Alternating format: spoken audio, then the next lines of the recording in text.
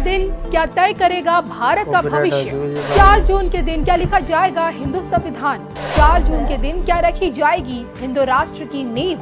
देखिए सिर्फ धर्म ज्ञान। नमस्कार, मैं हूं आपके साथ कविता राणा। अब की बार देखिए 7 चरणों के चुनावी चक्रव्यूह को भेद कर सत्ता के सिंहासन तक पहुंचना है।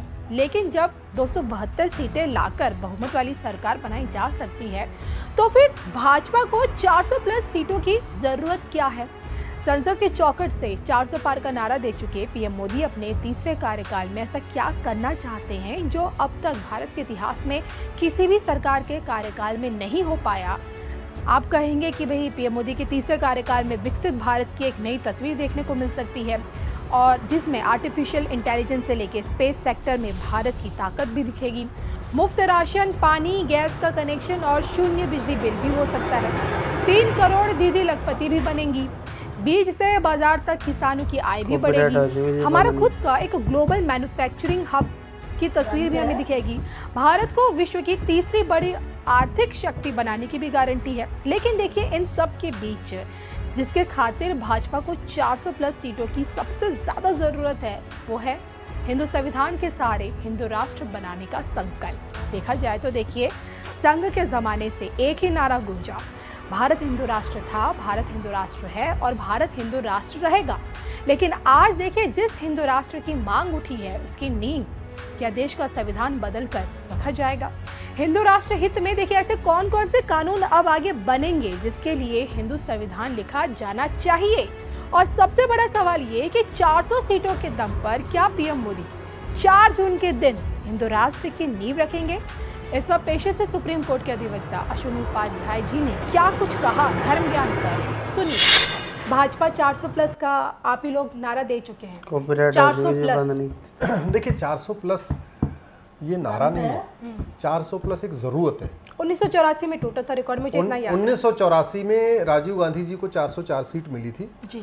मुझे ऐसे लगता है कि अब उसकी उस समय तो उनको भावनात्मक आधार पे मिली, लेकिन राजीव गांधी जी ने 404 का फायदा नहीं उठाया बल्कि उल्टा नुकसान किया। राजीव गांधी ने 404 उनको मिला था तो कायदे से उस संविधान में जो और भी बदलाव कर सकते थे, बढ़िया अच्छे बदलाव करते, उन्होंने उल्टा काम किया। सुप्रीम कोर्ट ने कहा कि भारत में मुस्लिम बेटियों को गुजारा भत्ता मिलना चाहिए। राजीव गांधी ने अपनी 404 सीट का उपयोग क्या किया? सुप्रीम कोर्ट का फैसला पलट दिया। तो राजीव गांधी को जब 404 सीट मिली तो उन्होंने क्या उसका उपयोग किया? असम में घुसपैठियों को बसाने के लिए सिटीजनशिप एक्ट में धारा 6 से जोड़ दिया। सुप्रीम कोर्ट ने फैसला पलटा, एक फैसला दिया साहबानों के पक्ष में, उस फैसले को पलट दिया। तो राजीव गांधी ने जो 404 सीट थी उसको केवल और केवल तुष्टीकरण के लिए उपयोग किया। पहले इतनी गलतियां हो चुकी हैं, नेहरू जी के समय में, इंदिरा जी के समय में, राजीव जी के समय में, मनमोहन सिंह के समय में, इंदिरा और नरसिम्हा राव के समय में, उनको ठीक करने के लिए 404 की जरूरत है। अगर हम चाहते हैं कि भारत में 1 नेशन 1 पुलिस कोड हो, पूरे देश की पुलिस एक जैसा व्यवहार करे। जैसे अभी संदेश खाली हुआ, पुलिस वहाँ FIR नहीं कर रही थी। यूपी की पुलिस अपराधियों के पीछे बुलडोजर लेकर दौड़ जाती है। बंगाल में FIR नहीं हो रहा, क्यों? क्योंकि पुलिस राज्यों के अधीन है। अभी भारत में 1 नेशन 1 पुलिस कोड नहीं है। तो अगर हम चाहते हैं पूरे देश में 1 नेशन 1 पुलिस कोड हो, वो तभी हो पाएगा जब भारत में संविधान में संशोधन होगा। संविधान में संशोधन के लिए 2/3 बहुमत चाहिए।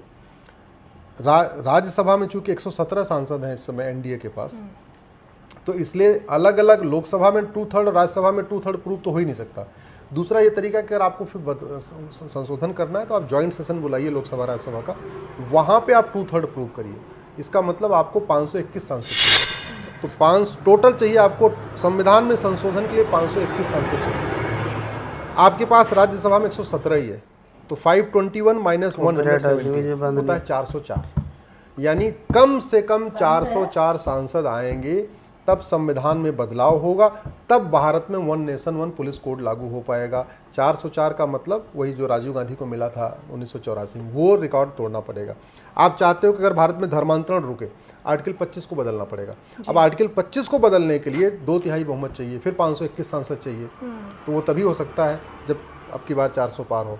आप चाहते हैं जो माइनॉरिटी मेजॉरिटी का खेल चल रहा है, minority commission, minority film ministry, जो दुनिया भर का सब चल रहा है, तुष्टीकरण वाला खेल चल रहा है, ये खेल खत्म करना है तो आपको आर्टिकल 30 को खत्म करना पड़ेगा। अब आर्टिकल 30 फंडामेंटल राइट है, इसको खत्म करने के लिए 2/3 बहुमत चाहिए। तो उसके लिए आपको 521 सांसद चाहिए, यानी अब की बार 400 पार चाहिए। आप चाहते हैं कि मुकदमे का सुनवाई जल्दी जल्दी हो तो 1 नेशन 1 जुडिशियल कोड चाहिए, उसके लिए संविधान में संशोधन करना पड़ेगा, उसके लिए अब की बार 400 पार चाहिए। अब देखिए यहाँ आप चाहते हैं भारत में इंडिया नाम चल रहा है, इंडिया दैट इज भारत। अब इंडिया शब्द को अगर संविधान से हटाना है, इसका नाम केवल भारत ही रखना है, तो आपको आर्टिकल 1 को बदलना पड़ेगा, उसके लिए 400 पार चाहिए। भारत के संविधान में पहले भगवान राम की फोटो थी, भगवान कृष्ण की फोटो थी, हनुमान जी की फोटो थी, भगवान नटराज की फोटो थी, गुरु गोविंद सिंह की फोटो थी, छत्रपति शिवाजी महाराज की फोटो थी, भगवान महावीर की फोटो थी, गौतम बुद्ध की फोटो थी, ये सारी फोटो थी इसमें, लेकिन वो फोटो हटा दिए गए, अब इसमें है नहीं। अब हम चाहते हैं कि दोबारा संविधान में वो सारे फोटो आए, तो उसके लिए भी 400 पार चाहिए। हम चाहते हैं कि प्राइमरी के सिलेबस में रामायण शामिल किया जाए, देश के सभी बच्चों को भगवत गीता पढ़ाई जाए, रामचरितमानस पढ़ाया जाए, वेद पढ़ाया जाए, तो उसके लिए संविधान में संशोधन करना पड़ेगा, उसके लिए आपको 400 पार चाहिए। अगर आप चाहते हैं कि भारत में जस्टिस विद इन ईयर लागू हो, यानी मुकदमों का फैसला 1-1 साल के अंदर हो, 1 साल का हाई कोर्ट में हो, 1 साल में सुप्रीम कोर्ट में हो, 1 साल में डिस्ट्रिक्ट कोर्ट में हो, उसके लिए संविधान में संशोधन करना पड़ेगा, उसके लिए आपको 400 पार चाहिए। कहने का मतलब गुलामी का नाम मिटाने के लिए, गुलामी का निशान मिटाने के लिए, गुलामी की कुरीतियों को खत्म करने के लिए, गुलामी की कुप्रथाओं को खत्म करने के लिए, गुलामी की पुलिस व्यवस्था बदलने के लिए, गुलामी की न्यायिक व्यवस्था बदलने के लिए, गुलामी की प्रशासनिक व्यवस्था बदलने के लिए, गुलामी का टैक्स सिस्टम बदलने के लिए, इन जो बदलाव करने हैं उसके लिए आपको 400 पार चाहिए। और इसलिए मैं कहता हूँ 400 पार ये नारा नहीं है, 400 पार ज़रूरत है। 400 पार होगा, कानून संविधान में संशोधन होगा, कानून बदलेंगे, लोगों के जीवन में बदलाव आएगा। 400 पार होगा, कानून नए बनेंगे, भ्रष्टाचार कम होगा, अपराध कम होगा। 400 पार होगा, कानून 1 नेशन 1 पिनल कोड बनेगा, 1 नेशन 1 पिनल कोड बनेगा तो घूसखोरी भी कम होगी, जमाखोरी भी कम होगी, मिलावटखोरी भी कम होगी, कालाबाजारी कम होगी, नशा तस्करी कम होगी, मानव तस्करी कम होगी, अपराध खत्म होगा, अलगाववाद खत्म होगा, कट्टरवाद खत्म होगा।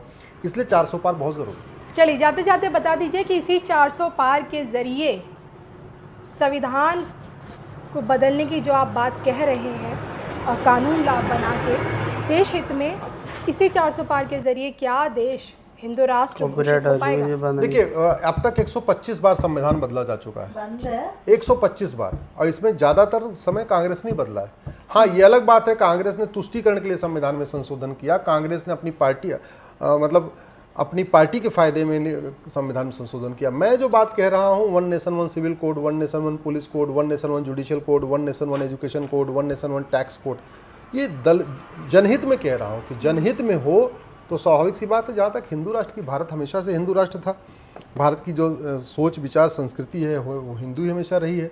भारत में हिंदू है इसलिए संविधान है, जिस दिन हिंदू खत्म हो जाएगा भारत का संविधान खत्म हो जाएगा, आधिकारिक तौर पे लिखा जाएगा। भारत के जो प्रियम्बल में लिखा है equality, justice, liberty, fraternity, unity, ये हिंदू फिलॉसफी है। इस्लाम इक्वेलिटी को नहीं मानता, इस्लाम इस्लाम और क्रिश्चियनिटी वसुधैव कुटुंबकम नहीं मानता, इस्लाम और क्रिश्चियनिटी नारी तु नारायणी को नहीं मानता, इस्लाम और क्रिश्चियनिटी सर्व मंगल मांगल्य को नहीं मानता, इस्लाम और क्रिश्चियनिटी यत् नारस्तु पूज्यते रमन्ते तत्र देवता को नहीं मानता। तो जो ये संविधान के प्रियम्बल में लिखा है इक्वेलिटी, ये हिंदू शब्द ही है, ये हिंदू फिलॉसफी है। जस्टिस, ये हिंदू फिलॉसफी है। लिबर्टी, सबको बोलने की आज़ादी, ये हिंदू फिलॉसफी है। इस्लाम में आप सब कुछ बोल नहीं सकते। आप हिंदू हो के भगवान राम के बारे में तर्क कर सकते हैं, इस्लाम में आप प्रॉफिट के बारे में तर्क नहीं कर सकते, आप अल्लाह के बारे में तर्क नहीं कर सकते। आप फ्रेटर्निटी, यूनिटी, नेशनल इंटीग्रेशन, ये हिंदू फिलॉसफी है। इसलिए मैं कह रहा हूँ संविधान को अगर आप ध्यान से देखें, इसका ठीक से इंटरप्रिटेशन करें तो इसमें ज़्यादातर हिंदू फिलॉसफी, हाँ कुछ बदलाव इसलिए ज़रूरत है कि स्वाभाविक सी बात है, वो कुछ लोग ऐसे भी थे संविधान सभा में जो विदेशी माइंडेड थे, जिनको भारत की संस्कृति कम पसंद थी, विदेशी संस्कृति ज़्यादा पसंद थी। उसके कारण इसमें कुछ चीज़ें हैं जो बदलने की ज़रूरत है। और संविधान अब तक 125 बार बदला जा चुका है, 10 बार और बदल जाएगा, जनता का हित होगा तो उसको सबको डिमांड करना चाहिए, सबको स्वागत करना चाहिए। चलिए, उम्मीद तो हम यही करते हैं। इसी के साथ मुझे और को भी दीजिए इजाज़त। नमस्कार।